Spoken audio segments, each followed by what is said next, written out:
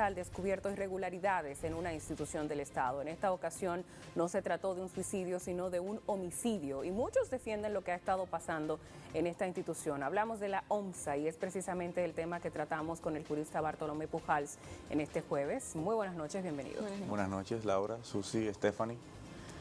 Cuando uno piensa que no va a aparecer un escándalo mayor, aparece un titular que nos demuestra todo lo contrario. Esta semana circuló una auditoría de la Cámara de Cuentas donde se evidencia que en la Oficina Metropolitana de Transporte existía una red de corrupción diseñada para defraudar al Estado.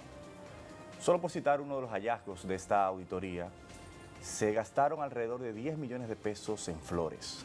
Sí, como se escucha, 10 millones de pesos en flores.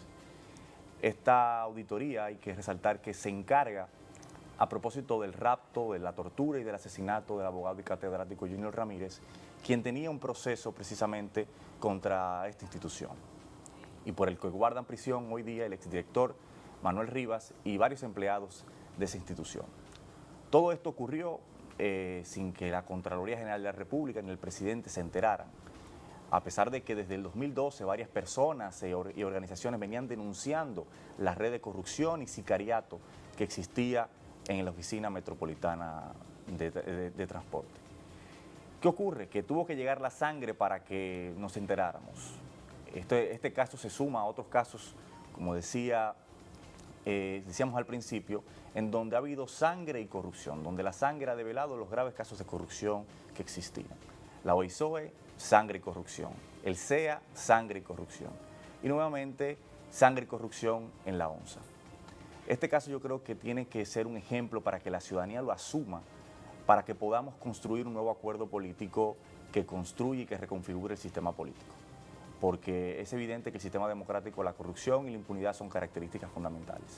Necesitamos un acuerdo político y ciudadano que saque de cuajo la sangre, el sicariato, la corrupción y la impunidad.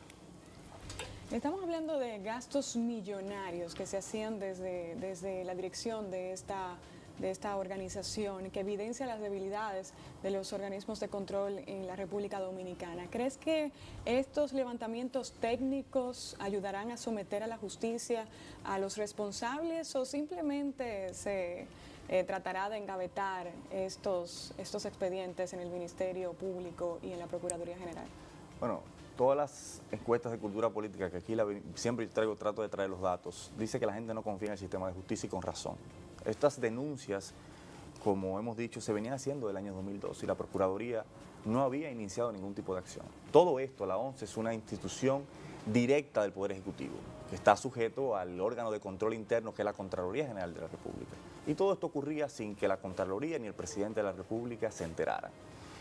Yo creo que al final lo que se está tratando de buscar con esto es un salvoconducto para tratar de que otro titular, otro escándalo trate de tapar esto, como ha sido la tradición y el historial judicial en este tipo de casos. Ya vimos que el principal involucrado en la muerte del asesinato del abogado Junior Ramírez, Argenis, que está prófugo de la justicia y que recién fue capturado por la Interpol, dice ahora que él no ejecutó a esta persona, cuando existen evidencias, incluso audios que se filtraron en donde él confiesa que había perpetrado esto. Lo que se está tratando es de crear una coartada, ya se está acusando de que fueron unos policías, es decir, ya se está buscando chivos expiatorios para tratar de aparentar de que aquí se está administrando justicia y tratar de liberar a los verdaderos responsables de este caso. Yo me encuentro este elemento muy interesante porque es un caso de corrupción que lleva dos aristas, un asesinato que se trata de encubrir y de sacar a los responsables, y del otro lado el mal manejo que se ha dado a los recursos del Estado,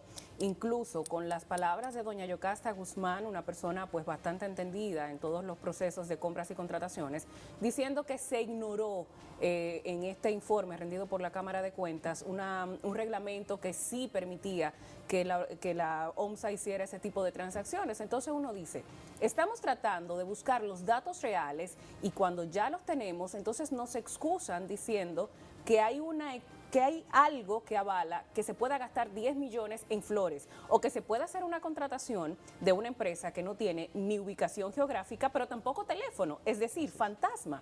¿Qué está pasando con el sistema nuestro cuando vemos eso como normal? Aquí no hay, evidentemente, eso se ha demostrado que no hay ningún tipo de control interno.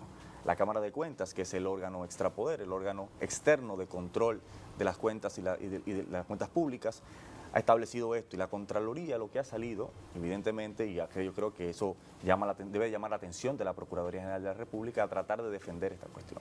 Cuando lo que se evidencia aquí es que los controles solamente se utilizan en aquellos casos en que el gobierno le convenga. Bien se dijo cuando ocurrió este tipo de asesinato, de que Manuel Rivas era una figura fundamental en la estructura del proyecto político del presidente de la República, en tanto era una persona que captaba votos. Y eso tiene un precio y eso hay que retribuirlo de alguna manera, independientemente de lo que haga. Yo creo que aquí se han develado varias cosas. Primero, de que la corrupción y la impunidad son características fundamentales del sistema político, de que no existe ningún tipo de control interno y de que el presidente de la República y los órganos de control están al servicio de la impunidad. Muchísimas gracias, Bartolomé. Gracias a ustedes. Buenas noches.